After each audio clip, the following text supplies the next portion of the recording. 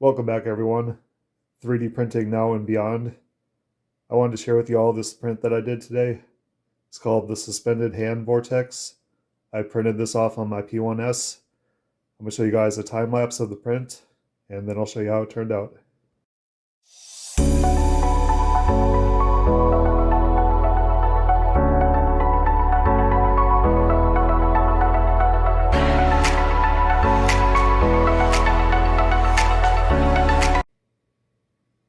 Okay, so here it is.